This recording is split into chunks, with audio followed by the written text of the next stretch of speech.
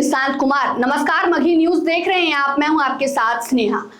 बिहार के राजनीतिक गलियारों से इस वक्त की सबसे बड़ी खबर निकलकर सामने आ रही है। बता दें आपको कि सूत्रों से हवाले से यह खबर मिली है कि नीतीश कुमार के बेटे निशांत कुमार भी मंत्रिमंडल के विस्तार में अब शपथ लेने जा रहे हैं। बता दें आपको कि जब से नीतीश कुमार ने यह फैसला लिया और अपने तमाम सोशल मीडिया हैंडल के जरिए बताया कि वह जो है अब राज्यसभा जाएंगे, यानी कि बिहार की राजनीति को छोड़कर अब केंद्र की राजनीति में अपने कदम को बढ़ाएंगे, उसके बाद से जदयू में यह हलचल मच गई थी। साथ ही साथ पूरे बिहार में यह एक सवाल उठ रहा था कि नीतीश कुमार के बाद जदयू में आखिर कौन होगा। बता दें आपको कि उसके बाद आनंद फानन में नीतीश कुमार के बेटे निशांत कुमार को जदयू में ज्वाइन कराया गया और उसके बाद से ऐसे सवाल उठने लगे थे, ऐसे खबरें उठने लगी थी कि निशांत कुमार जो है वो उप मुख्यमंत्री के तौर पर जो है वो शपथ ले सकते हैं, लेकिन निशांत कुमार ने मना कर दिया। उन्होंने कहा कि वह अपने पिता के नक्शे कदम पर चलना चाहते हैं। पहले वह सक्रिय राजनीति करेंगे, सबसे अपनी जान पहचान बनाएंगे, अपनी राजनीति में अपनी भूमिका को मजबूत करेंगे, उसके बाद ही वह किसी संवैधानिक पदों पर जो है वह शपथ लेंगे। इसके लिए उन्होंने पूरी साफ तौर पे मना कर दिया। उसके बाद दिन आता है 15 अप्रैल का, जिस दिन बिहार में मुख्यमंत्री के तौर पर सम्राट चौधरी ने शपथ लिया। उसके बाद उनके साथ विजय चौधरी और विजेंद्र प्रसाद यादव ने उप मुख्यमंत्री के तौर पर शपथ लिया।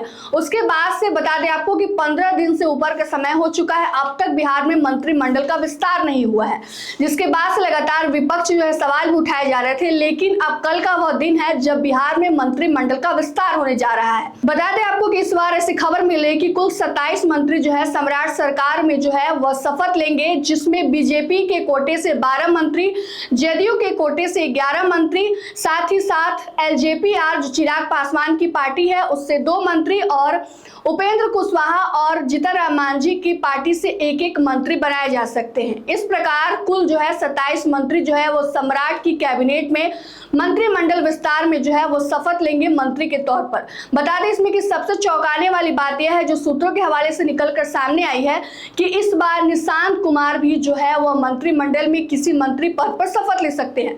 हालांकि निशांत कुमार ने खुद इस बात का खंडन किया था कि वह बिना सक्रिय राजनीति में शामिल हुए वह शपथ नहीं लेंगे, लेकिन अब ऐसा माना जा रहा है, सूत्रों के अनुसार से खबर आ रही है कि जदयू के तमाम कार्यकर्ताओं और तमाम विधायक दल के जो नेता हैं उन्होंने उनको मना लिया है और अब वह कल गांधी मैदान में, ऐतिहासिक गांधी मैदान में शपथ लेने जा रहे हैं। बता दें आपको कि 3 मई से नीतीश कुमार के बेटे निशांत कुमार सद्भाव यात्रा पर हैं।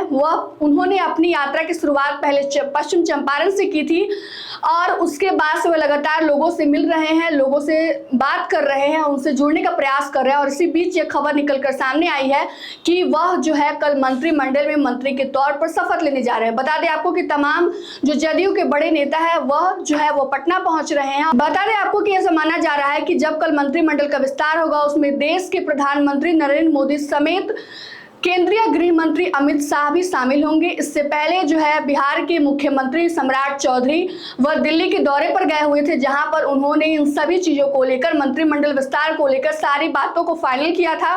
माना जा रहा था कि वहीं से लिस्ट जो है तैयार हो गए थे, जिसके बाद से अब बिहार में 7 मई का वो तारीख है जिस दिन बिहार में सम्राट सरकार यानी नई सरकार के मंत्रिमंडल का विस्तार होने जा रहा है। जिसमें सबसे बड़ी खबर यह है कि इस बार नीतीश कुमार के बेटे निशांत कुमार भी जो है वो शपथ लेंगे।